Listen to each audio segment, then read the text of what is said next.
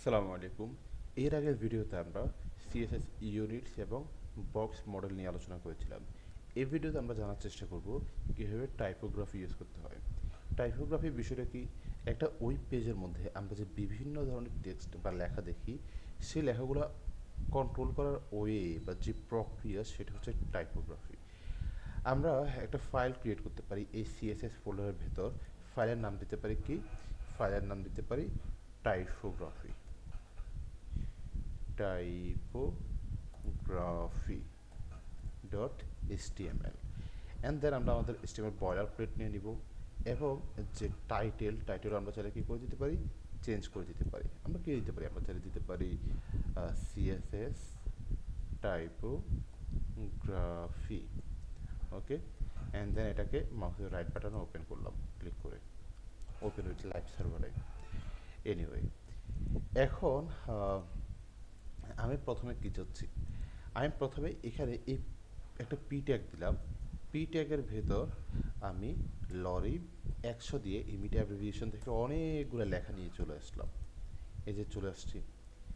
আচ্ছা, এখন আমরা কিছু ফন্টের বেসিক বিষয়গুলো শিখে নিব।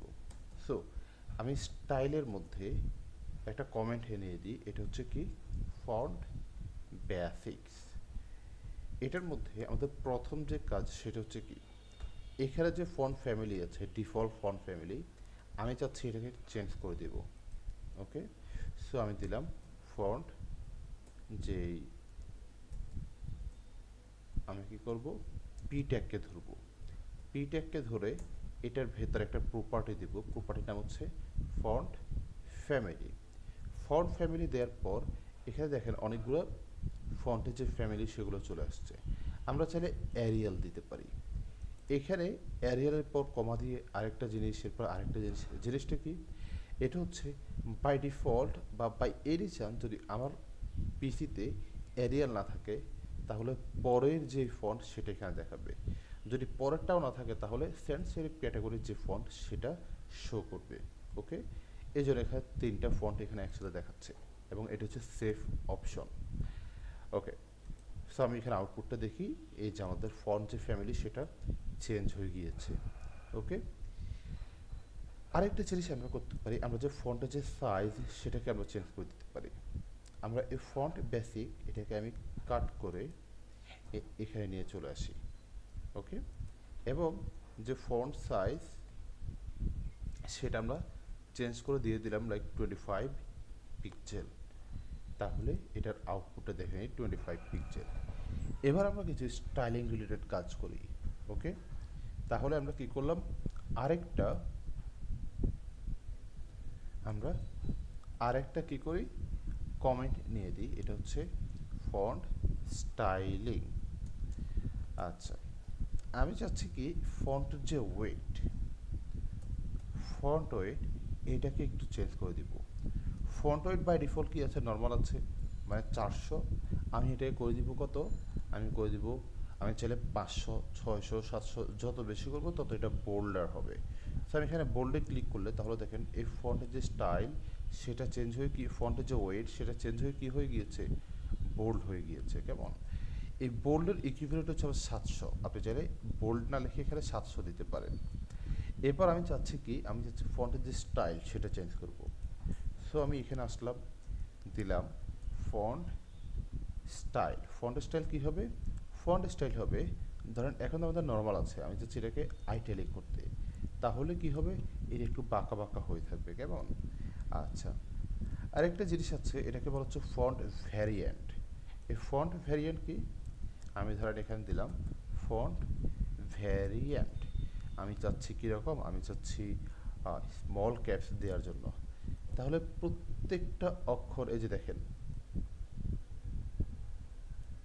ওকে, এটা কীরকম, মানে হচ্ছে আমার যখন এই প্রত্যেকটা লাইনের প্রথম লাইন বলতে প্রত্যেকটা সেন্টেন্সের প্রথম যে অক্ষর সেটা একটু বড় বড় করে আমার এখানে শো করছে। কেমন, আর অন্যগুলো তো আপার কেসভাবে আছেই। সো এটাকে বলা হচ্ছে ফন্ট ভ্যারিয়েন্ট। আমরা আরও কিছু জিনিসপত্র দেখে ফেলি, এটাকে বলা হয় আপনার লেআউট এবং স্পেসিং কন্ট্রোল। সো আমরা লিখে দিই টেক্সট লেআউট অ্যান্ড স্পেসিং। ওকে, আচ্ছা, এটা কি আমরা চাচ্ছি একটা লাইন থেকে আরেকটা লাইনের যে হাইট সেটা একটু চেঞ্জ করে দিব। কত চাচ্ছি আমি? 1.6। এই যে দেখেন, একটা লাইন থেকে আরেকটা লাইনের যে হাইট সেটা চেঞ্জ হয়ে গিয়েছে। এখন আমি চাচ্ছি কি একটা লেটার থেকে আরেকটা লেটারের যে স্পেস সেটা আমি চেঞ্জ করে দিব, যে গ্যাপটা সেটা। সো আমি কি করলাম, এই যে এখানে আসলাম, দিলাম আমি লেটার স্পেসিং। লেটার স্পেসিং দেওয়ার পর আমি চাচ্ছি কত, ধরেন 2 পিক্সেল আমি করে দিলাম। 2 পিক্সেল করলে কি হবে, এই যে একটা লেটার থেকে আরেকটা লেটারের স্পেস সেটা বেশি হয়ে গিয়েছে। আমি চাইলে শুধু লেটার না, আমি চাইলে ওয়ার্ড স্পেসে করে দিতে পারি। সো আমি এখানে আসলাম, লিখলাম হচ্ছে ওয়ার্ড স্পেসিং। তাহলে এই প্রপার্টি ভ্যালুকে দিতে পারি লাইক 4 পিক্সেল। তাহলে একটা ওয়ার্ড থেকে আরেকটা ওয়ার্ডের যেই গ্যাপ সেটা এখানে চলে আসছে। এরপর হচ্ছে টেক্সট অ্যালাইনমেন্ট। ওকে, এরপর হচ্ছে কি টেক্সট অ্যালাইনমেন্ট। এখানে কি দিলাম, এখানে দিলাম টেক্সট অ্যালাইন। এটা হবে কি, এটা হবে সেন্টার। টেক্সট অ্যালাইন কি হলো, এই যে সেন্টার। দেখেন এবার সবগুলো লেখা সেন্টার চলে আসছে। এই জিনিসটা আরও সুন্দরভাবে বোঝা যাবে। ধরেন আমি কি করলাম, এই বডির উপরে একটা H1 নিলাম, H1 এর মধ্যে দিলাম হচ্ছে হ্যালো। এবার আমি যদি কি করি, আমি এটাকে কপি করে নিয়ে চলে আসি, পুরোটাকে কপি করে নিলাম বা কাট করলাম। কাট করার পর আমি এখানে H1 দিলাম, দেন এই H1 এর ভেতর আমি এটাকে পেস্ট করে দিলাম। তাহলে এবার সুন্দরভাবে দেখেন এই হ্যালো এটা চলে আসছে। আমি দিতে পারি হ্যালো স্পেস ওয়ার্ল্ড। ওকে, তাহলে এটা হচ্ছে আমার আউটপুট। আচ্ছা, আরেকটা জিনিস আমরা মাঝে মধ্যে ব্যবহার করি, ধরেন এই হ্যালোর নিচে একটা লিঙ্ক আছে।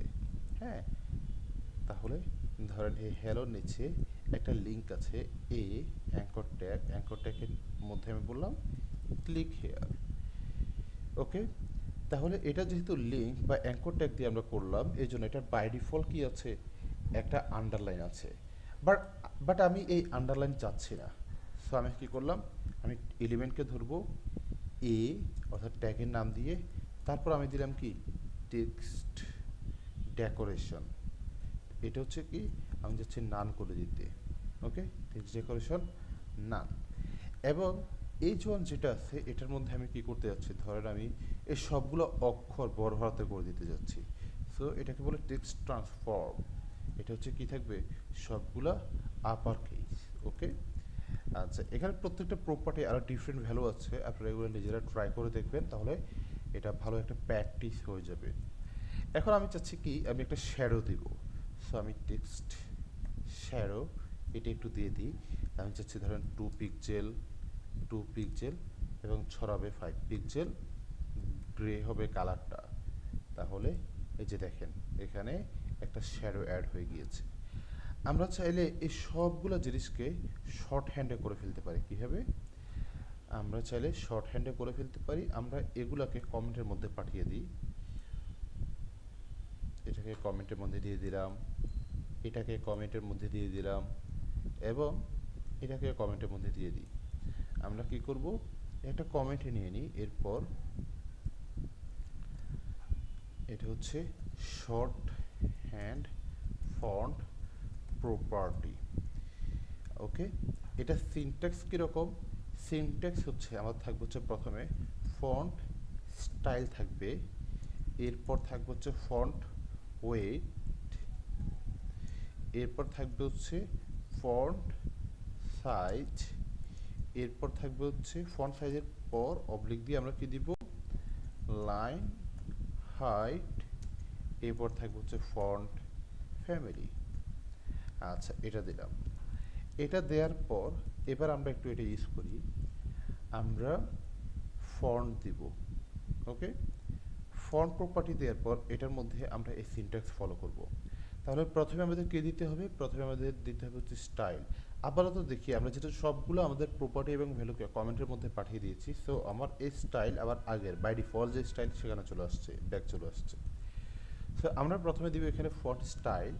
এটা হচ্ছে কি, ফন্ট স্টাইল ধরলাম হচ্ছে আমি আইটালিক দিব। ওকে, আইট্যালিক দিলাম। এরপর হচ্ছে কি, এরপর দিব হচ্ছে আমি কি, ফন্ট ওয়েট। ফন্ট ওয়েট কি, এটা থাকবে হচ্ছে বোল্ড, সরি আমার এখানে কার্লি ব্র্যাকেটস না, এটা হবে কি কোলন, কেমন ফন্ট।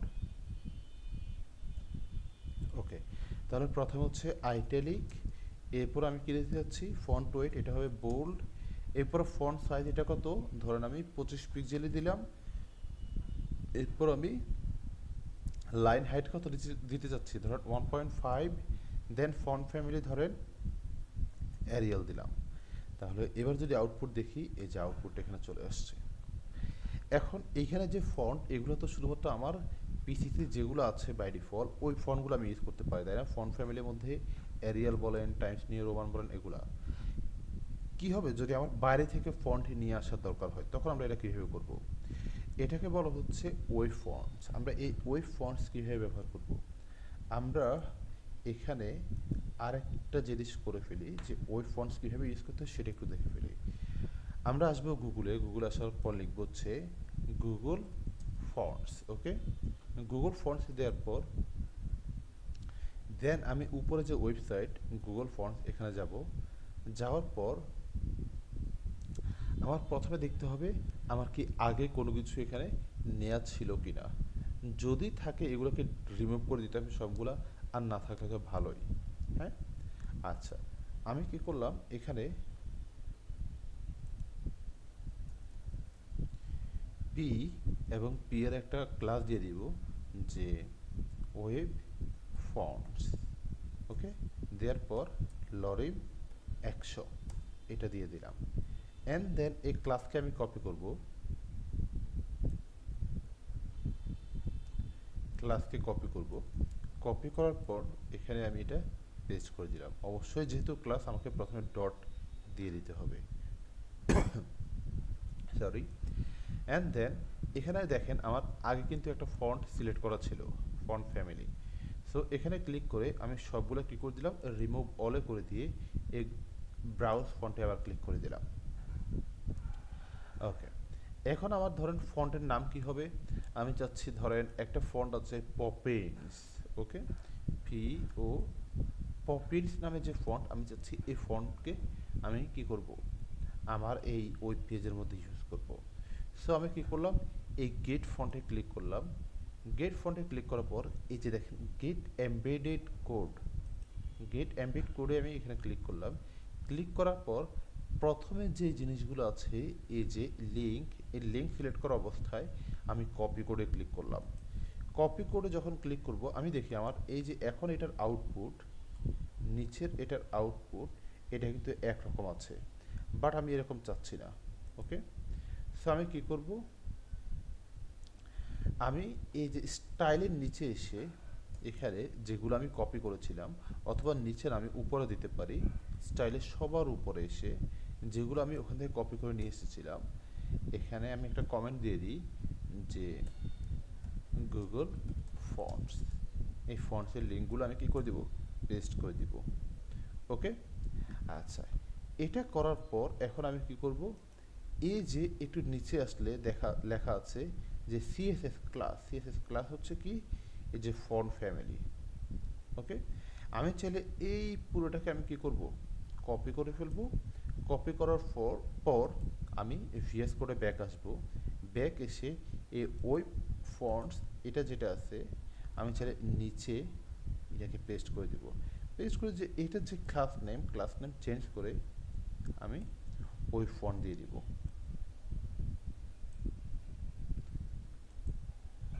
এবং এখান থেকে এটা ডিলিট করে দিব।